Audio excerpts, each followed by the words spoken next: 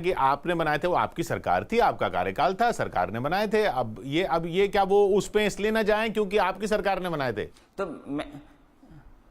तो कम से कम ये सरकार स्वीकार करे कि उन्होंने कोई मेडिकल कॉलेज, मतलब उन्होंने नहीं बनाया अस्पताल, ये तो कम से कम स्वीकार करे सरकार।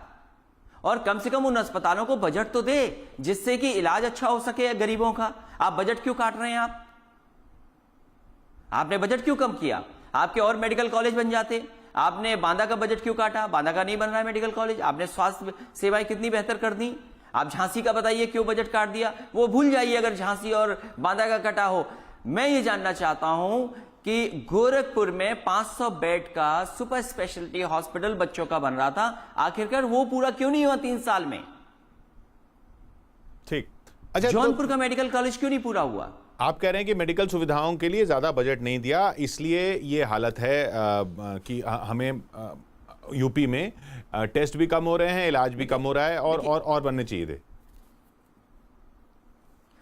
इसके साथ साथ जो परेशानियां हैं, जो लोगों को खाना है, कम से कम खाना मिल जाए, कम से कम जो गांव के विवाद हैं वो ना हो। सरकार को और मदद करनी चाहिए गरीबों की। अब इतने लोगों ने आत्महत्या कर ली, कहीं देश में इतनी आत्महत्या नहीं हुई होंगी। आज मैंने अखबार पढ़ा कि ब्रिज के इलाके में न जाने कितने लोगों ने आत्महत्या कर ली। बुंदेलखंड में आत्महत्या कर रहे हैं लोग। आखिरकार सरकार क्यों नहीं मदद कर पा रही उन लोगों की? भूखमरी की वजह से, गरीबी की वजह से, परेशानियों की वजह से। अब गांव में मजदूर पहुंच गए, सरकार ये कह रही थी कि हम लौटने नहीं देंगे इनको, लेकिन अगर सरकार ने व्यवस्था नहीं की तो ये मजदूर बेचारे दुखी होकर के कुछ दिन तो देखेंगे इंतजार सरकार का, नहीं तो फिर अपने काम और रोजगार के लिए इधर उधर जाएंगे और जाना तो पड़ेगा।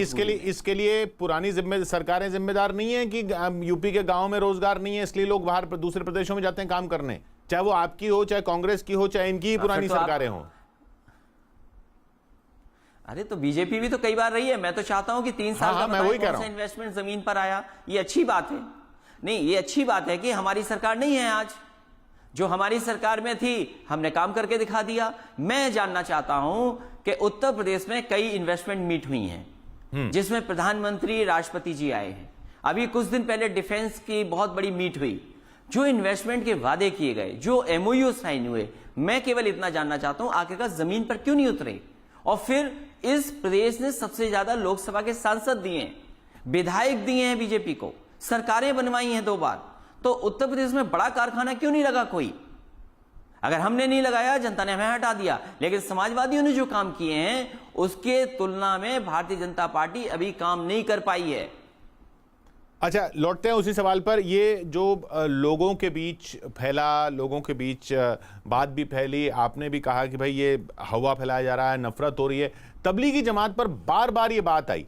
आपका क्या रुख है? अखिलेश यादव क्या मानते हैं? समाजवादी पार्टी क्या मानती है? क्या तबलीगी जमात दोषी थी? भारतीय जनता पार्टी पर एक्सपर्टीज है नफरत फैलाने की।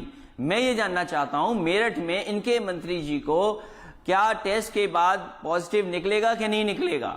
बीमारी न जात देखती है न धर्म देखती है, इसलिए भारतीय जनता पार्टी को इस बीमारी के साथ साथ नफरत फैलाने का, भेदभाव का काम नहीं करना चाहिए था।